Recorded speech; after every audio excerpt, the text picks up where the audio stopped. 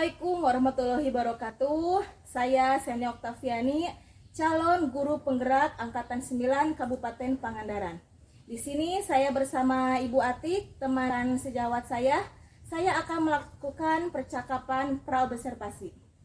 Assalamualaikum Ibu, bagaimana kabarnya? Waalaikumsalam warahmatullahi wabarakatuh. Alhamdulillah baik. Alhamdulillah ya Bu.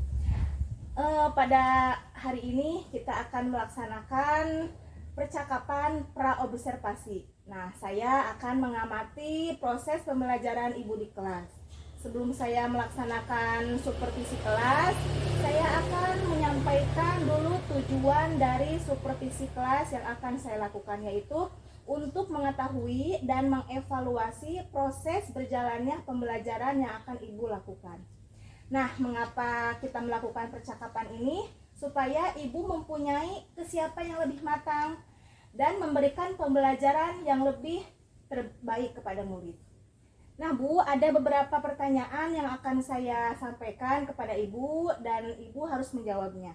Yang pertama, apa tujuan pembelajaran yang akan Ibu capai? Tujuan pembelajaran yang ingin saya capai yaitu peserta didik dapat membuat organ pernapasan manusia. Yang kedua, peserta didik dapat membuat kalimat tanya dari kata apa, mengapa, bagaimana, siapa, dan di mana. Kemudian, peserta didik dapat menyebutkan ciri-ciri tangga nada diatonis mayor. Oh iya, seperti itu ya Bu. Nah, selanjutnya bagaimana area pengembangan yang ingin Ibu lakukan di kelas nanti? Dan pengembangan yang ingin saya lakukan yaitu pada kreativitas siswa, kemudian metode pembelajarannya diskusi dan pengelolaan kelas. Oh, seperti itu ya Bu. Selanjutnya, bagaimana rancangan yang ingin Ibu terapkan nanti di dalam kelas? Misalkan dari segi pembelajaran, model pembelajaran, ataupun metode pembelajaran.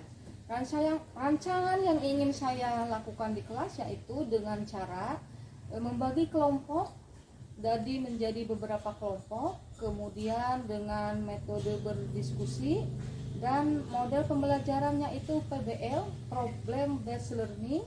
Kemudian metode pembelajaran yang akan saya lakukan yaitu dengan berdiskusi dan presentasi. Oh iya, seperti itu ya Bu. Nah Bu, media yang akan Ibu gunakan itu seperti apa? Media yang akan saya gunakan yaitu dengan cara menampilkan PowerPoint, di mana saya akan menampilkan video pembelajaran yang nantinya peserta didik menyimak video tersebut, kemudian berdiskusi tentang materi yang saya sampaikan lewat video tersebut. Iya, menarik sekali ya Bu.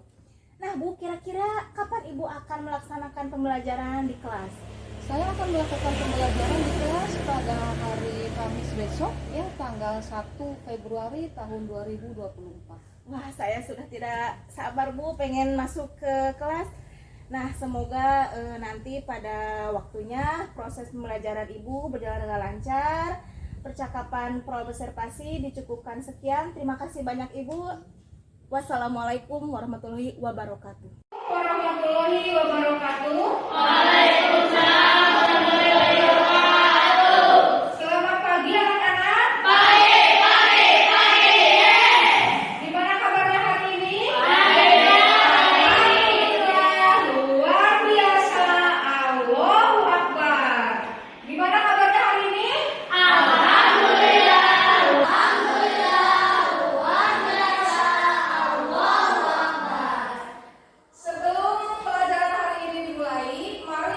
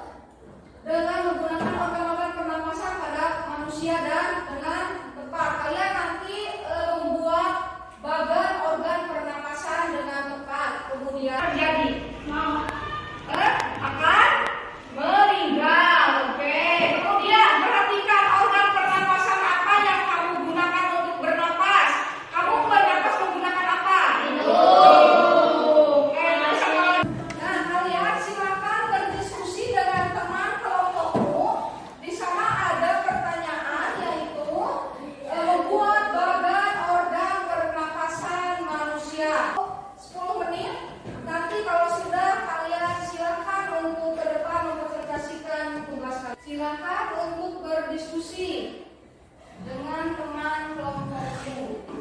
Silakan membuat bagan organ pernapasan. Silakan kelompok Ardi untuk ke depan untuk membacakan LKPD-nya. Nama? Nama? Terus?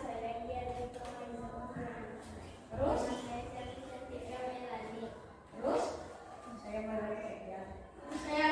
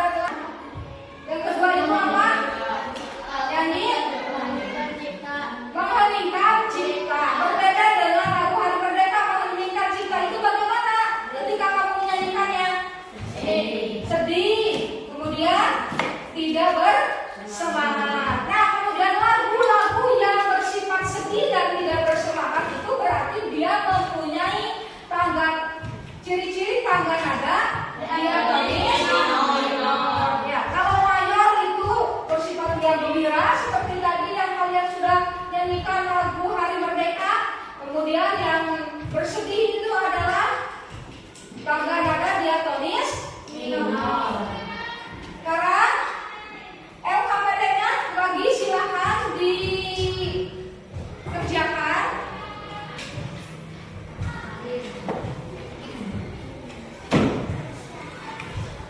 Silakan Kak.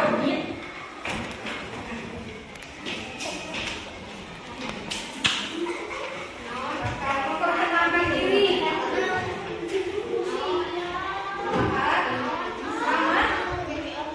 Namanya siapa?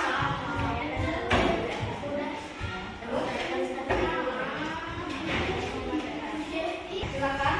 Apa ciri-ciri lagu kadang-kadang ada lagu bersifat riang gembira, bersifat riang gembira.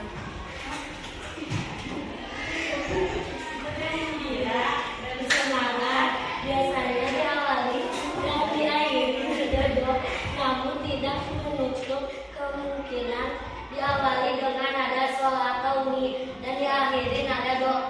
Ya, yang lain ada yang berbeda kelompok 1 sama kelompok 2. Silakan tepuk tangan untuk kelompok 3. Terima kasih.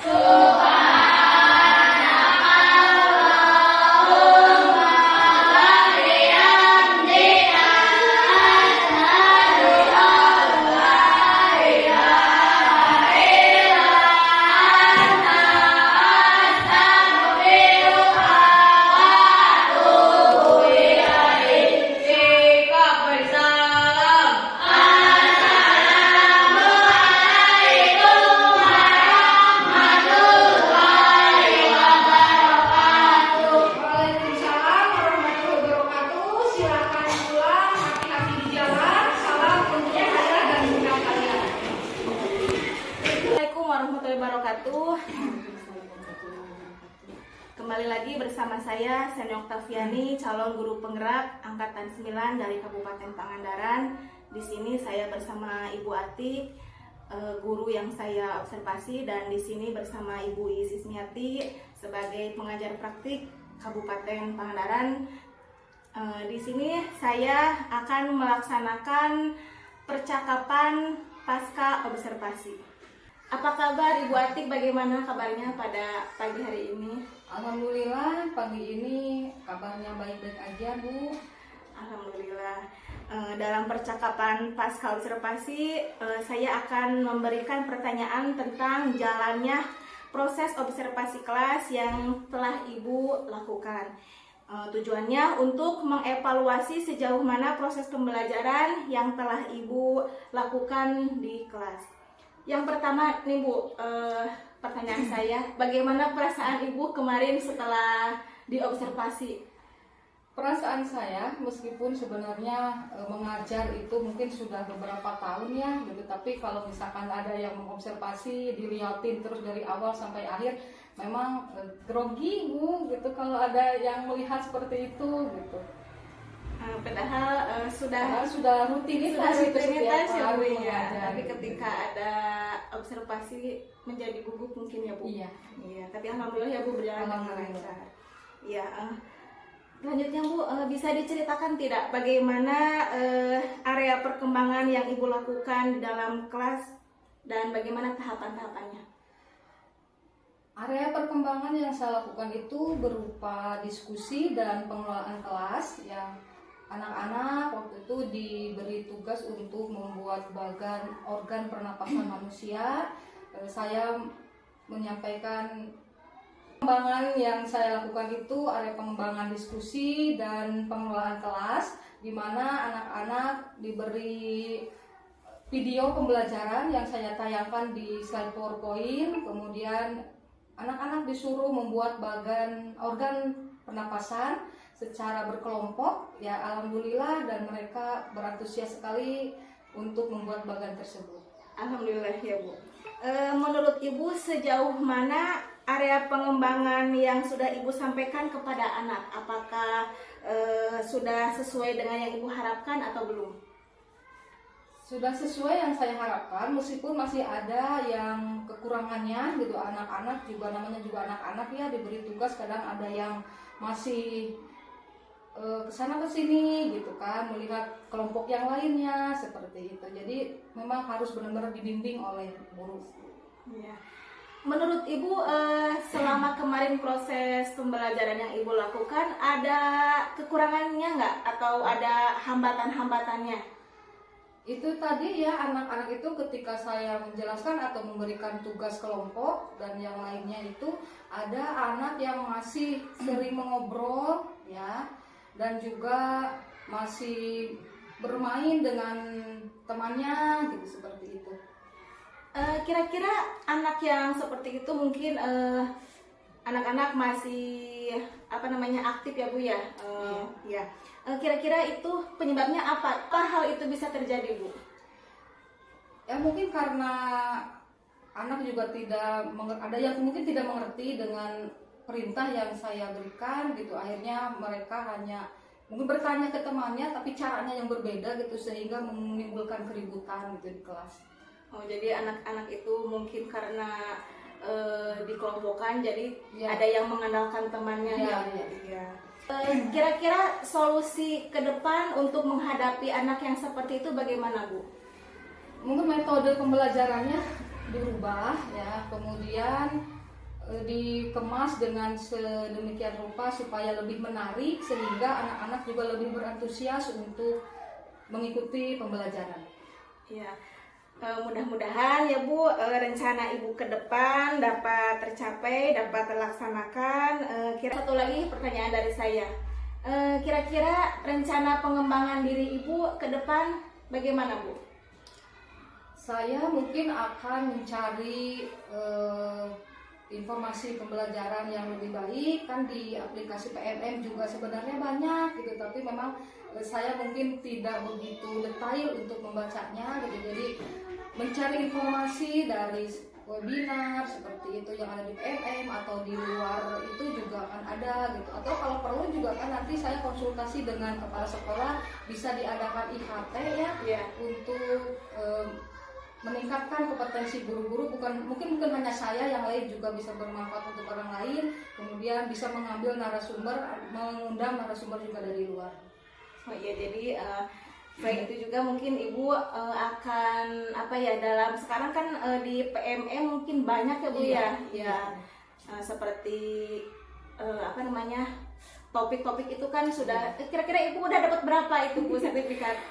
Sertifikat baru 3 Bu, yang 2 belum divalidasi. Sekarang lagi membuat juga kurang semangat karena validasi juga lama sekali, dari bulan Januari belum divalidasi. Jadi untuk selanjutnya Ibu melanjutkan jadi kurang semangat ya Bu, karena belum divalidasi. Sebenarnya untuk topik-topiknya dibaca ya memang harus setiap hari seharusnya gitu. Insya Allah untuk pengembangan diri saya mungkin saya akan mendalami topik-topik yang ada di PMM untuk menunjang kinerja saya.